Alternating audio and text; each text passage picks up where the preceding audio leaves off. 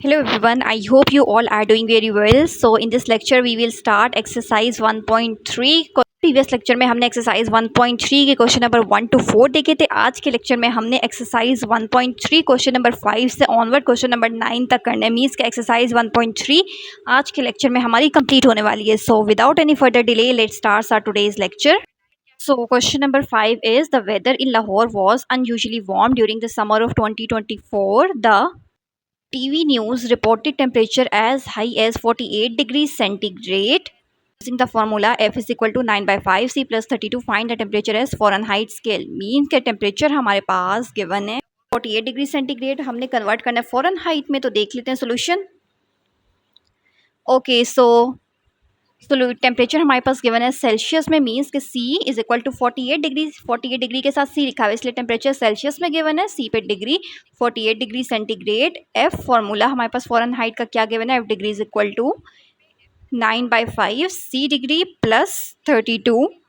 अब हमने करना क्या है, C की जगह डायरेक्ट उसकी वैल्यू 48 पुट कर देनी है। मीन्स के 9 और C के साथ कोई साइन है, इसका मतलब है कि मल्टीप्लाई हो रहे हैं। तो हमने करना क्या है, 9 को 48 से मल्टीप्लाई करना है। 9 मल्टीप्लाई 48 डिवाइडेड बाय 5। अब 432 को 5 से डिवाइड करेंगे तो हमारे पास क्या आंसर आएगा, 86.4 प्लस 32। अब 86.4 में 32 ऐड करेंगे सो वी गेट 118.4। सो टेम्परेचर जो है वो फ़ॉरेनहाइट में हमारे पास कन्वर्ट हो गया है। क्या आंसर आएगा, एफ का फॉर्मूला अप्लाई करने के बाद 11.4। सो क्वेश्चन नंबर 5 हमारा यहीं पे कंप्लीट हो जाता है। नंबर 6 में हमारे पास स्टेटमेंट क्या है, the sum of the ages of father and son is 72 years. Means के बाप और बेटे की एज को जब हम ऐड कर लेंगे तो टोटल कितनी बन रही है, 72 years. 6 years ago the father age was 2 times the age of the son। 6 साल पहले फादर्स की एज कितनी थी, 2 टाइम थी एज ऑफ द सन से। What was son's age 6 years ago। तो बेटे की एज 6 साल पहले कितनी होगी, हमने ये फाइंड आउट करना है। ठीक है, सो सॉल्यूशन देखते हैं। Okay so let father's age is equal to x. Means के जो चीज़ हमें पता नहीं होती, हमें नहीं पता कि फादर की एज और सन की एज राइट नाउ क्या है, हमें सिर्फ उन दोनों की एजेस का सम पता है विच इज़ 72।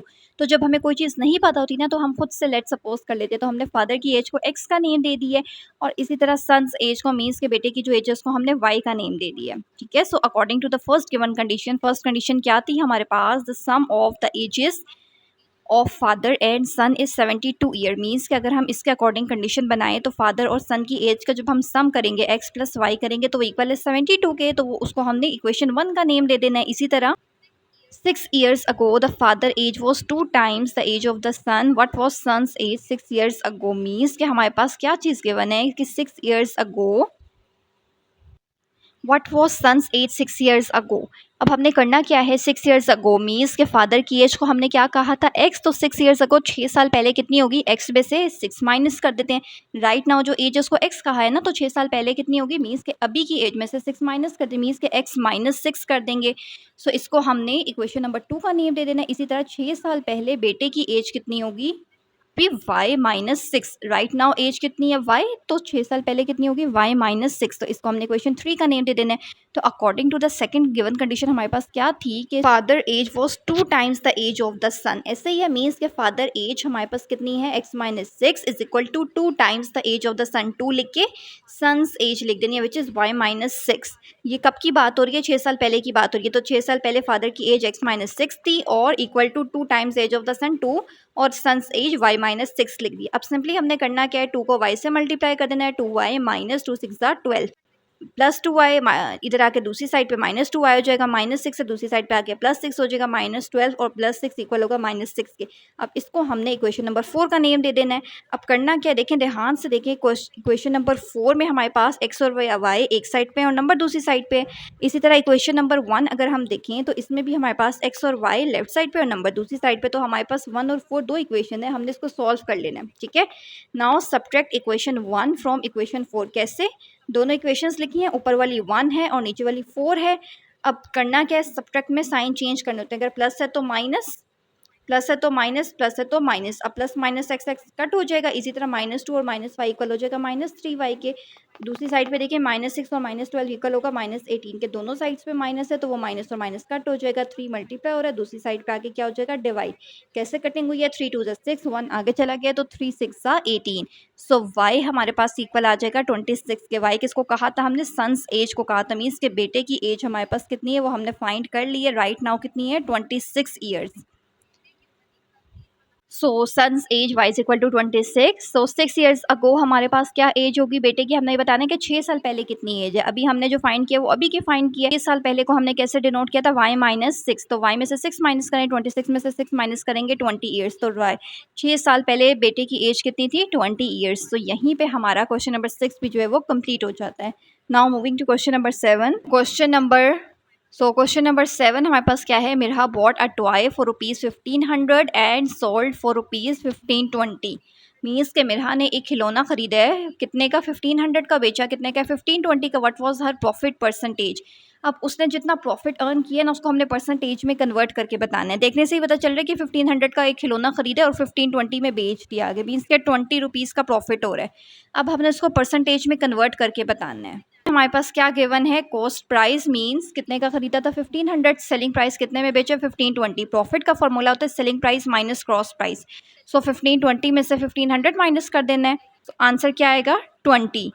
सो यहाँ पे हमें प्रॉफिट वैसे भी पता चल रहा था 20 था। अब प्रॉफिट को परसेंटेज में कन्वर्ट करना है तो परसेंटेज का फॉर्मूला क्या होता है, profit divided by cost price multiply 100 और ब्रैकेट के बाहर परसेंटेज लिख देना। मीन्स कि उसको प्रॉफिट कितना हुआ है 20, कॉस्ट प्राइस कितने में टोटल खरीदा था 1500 में, मल्टीप्लाई करना है 100 से। अब देखें कटिंग कैसे कैसे हो सकती है, 0 0 ऊपर वाले 2 जीरो से कट हो गया। ऊपर देखें 5 4 ज़ा 20 और 5 3 ज़ा 15। 4 को जब 3 से डिवाइड करेंगे तो आंसर हमारे पास आएगा 1.33%।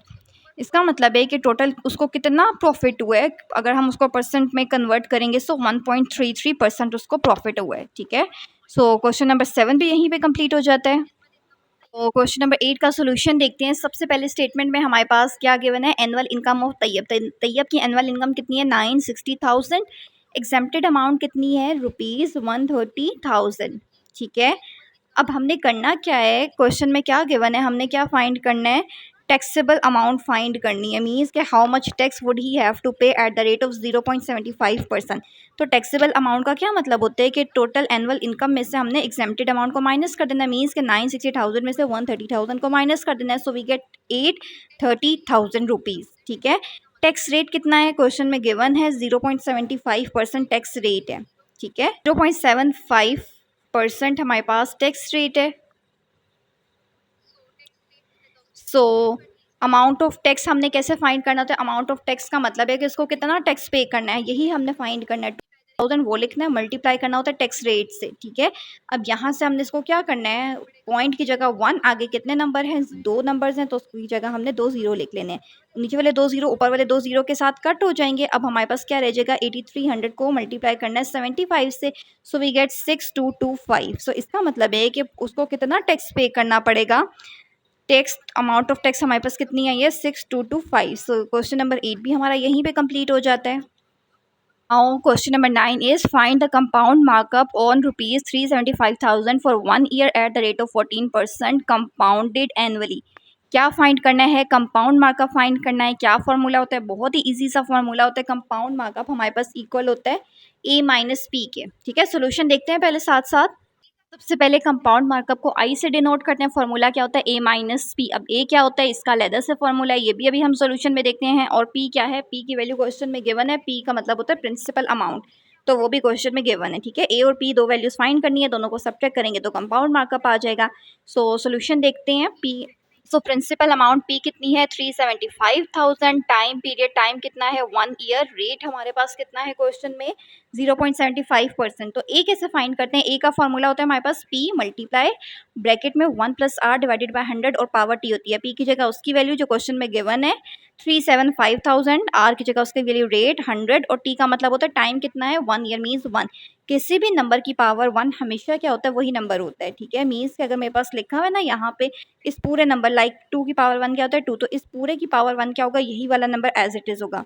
सबसे पहले 14 को 100 से डिवाइड करना, 0.14 आ जाएगा। 1 ऐड करना है तो 1.14, मल्टीप्लाई करेंगे 37,500 से तो 427,500 हमारे पास आंसर आ जाएगा। मीन्स कि हमने ए की वैल्यू फाइंड आउट कर ली है, पी की वैल्यू ऑलरेडी गिवन थी। अब कंपाउंड मार्कअप का फॉर्मूला क्या होता है, ए माइनस पी, ए की जगह उसकी वैल्यू, पी की जगह पी की वैल्यू। पी मीन्स जो हमारे पास गिवन था ऊपर प्रिंसिपल अमाउंट 375,000 वो लिखे, दोनों को माइनस करना है, सो वी गेट 52,500। सो इस तरीके से कंपाउंड मार्कअप भी हमने फाइंड कर लिया, आई की वैल्यू हमने फाइंड आउट कर ली है। सो क्वेश्चन नंबर 9 भी हमारा यहीं पे कंप्लीट हो जाता है। सो कंप्लीट एक्सरसाइज हमारी आज के लेक्चर में हो गई, एक्सरसाइज 1.3। आई होप आपको सारे क्वेश्चन क्लियर हो चुके होंगे। स्टिल कोई कंफ्यूजन है तो आप कमेंट सेक्शन में ज़रूर पूछ सकते हैं। मैथ्स की न्यू बुक हमने स्टार्ट की है, ऑलरेडी बहुत सारे लेक्चर अपलोड किए हुए हैं, आगे भी बहुत सारे चैप्टर्स पे वीडियो लाइन अप है। सो चैनल पे न्यू है तो चैनल को लास्ट में सब्सक्राइब कर लीजिए and stay connected with us.